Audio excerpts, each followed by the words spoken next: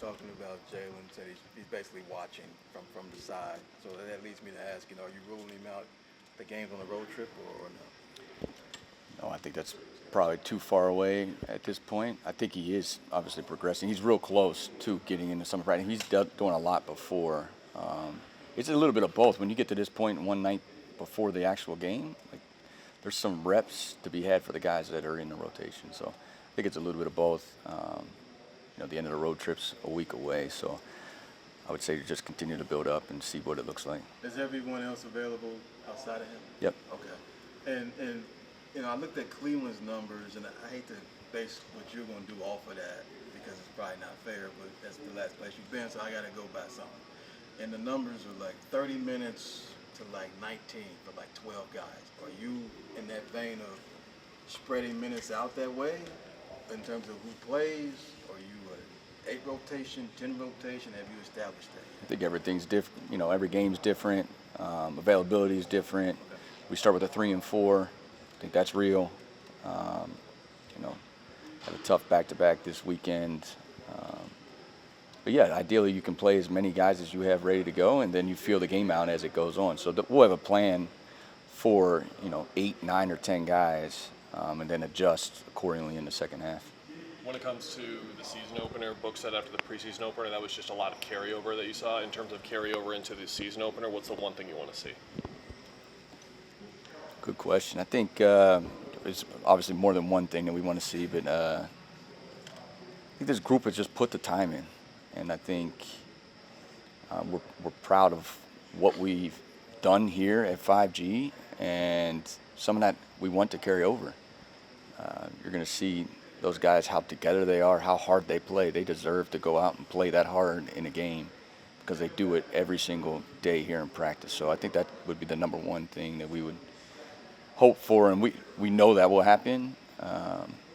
And then ups and downs. Like there's going to be ups and downs throughout the season to stick together, especially here early in the season because we have spent more time together than most. In your numerous experiences around basketball, how important is collective mindset? I think it might be the most important piece that you can get. It's easy when it's rolling. After wins, everyone's on board. I think, it's those tougher times where it's the ability to have a collective mindset that the process is right, or we need to slightly adjust a piece of the process to get back on track, but together we can find a solution. Steve back around here, obviously big deal for the fans. How did the two of you originally connect, and why was it important to bring him back here as you embark on the head coach of this team? It's a big deal for me too. So, just in Brooklyn, I didn't know him before he came to Brooklyn at all, and it was post-bubble, so it was really hard to even meet or interact at that time in New York City. So he took a chance on me by keeping me on the staff. And then it's always the human with him. He's incredibly humble, very thoughtful as a head coach, and now I get to see him as a friend or as a mentor, really trying to help me as we navigate through this season. And obviously he lives in the area, so that's incredibly helpful. Every minute you spend with him, you learn because he's that much of a deep thinker. Not only about basketball, just about how you're feeling, how's it all feel in the gym, how are you interacting with other people. So any second or minute you're around him, you're definitely learning. Have you ever watched any of the videos he does with LeBron? Not as many of the videos, but the podcast actually. Yeah, not the YouTube videos as much as definitely the podcast. I may have listened to both seasons, every one. So yeah, it's good. It's good stuff. What has he said to you heading into this regular season? He just said just enjoy it right there. He's been around a lot, felt what the camp has felt like. He feels the energy of it all. Enjoy it, it's been good, and now this is the next step. And, you don't know what's coming up. We can sit in there and talk about scenarios, what may happen, what's coming. We don't know. We can prepare the best we can, but we're ready. We're ready for whatever is next. Not only the team is ready, but us as a staff, we're ready to see how teams guard us, how teams try to attack us, what it feels like in game. We're ready for that, and we'll start tomorrow night. Jordan, I'm curious for you, being a new coach and being someone that's trying to implement a new system, what is kind of your teaching process? Is it film based? Is it conversation based? Is it like experience based? How do you kind of suss through that? All the above.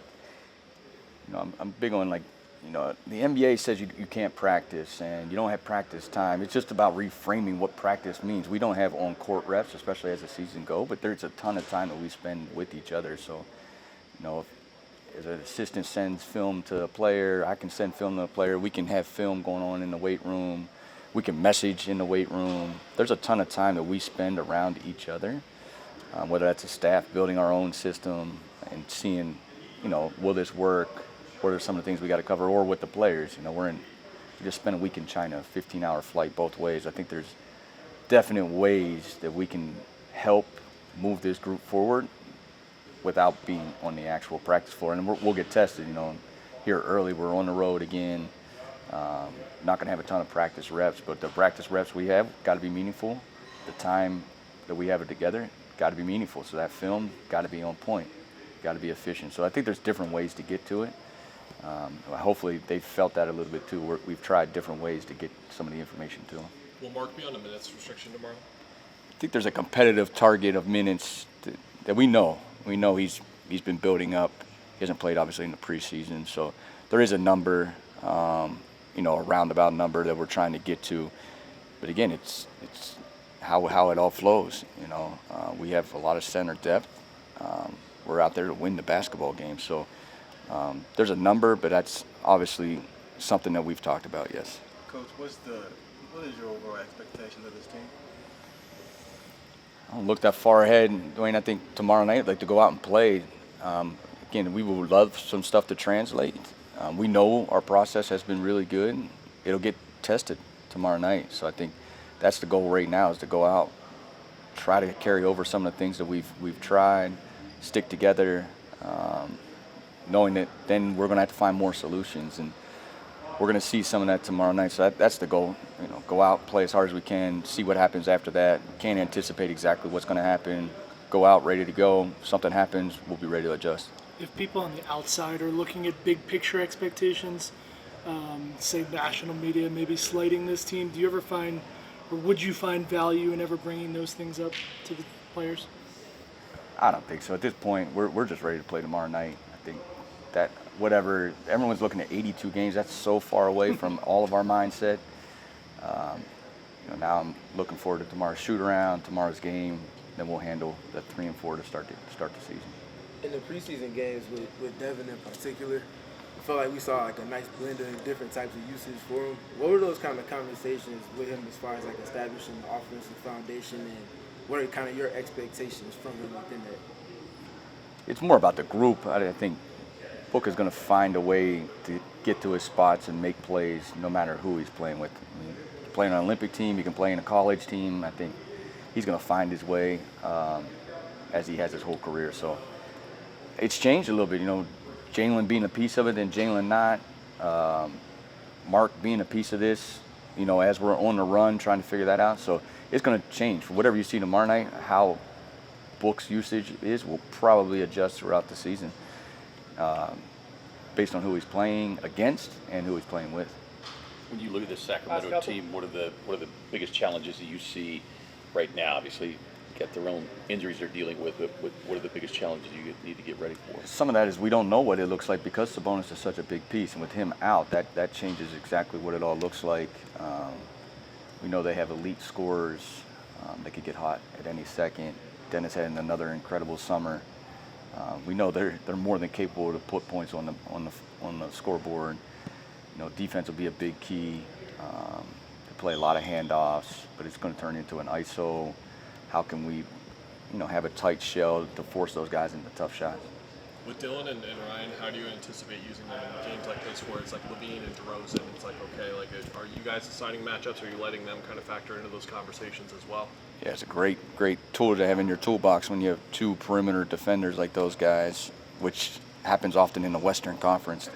You need wing defenders. So, yeah, I think we're going to see how the game plays out. Again, everyone focuses on the starting lineups, but after the starters, you have subs and you're going to have different matchups. We don't know what their rotations are going to be. Exactly if Ryan and Dylan are going to be out there at the same time against those two.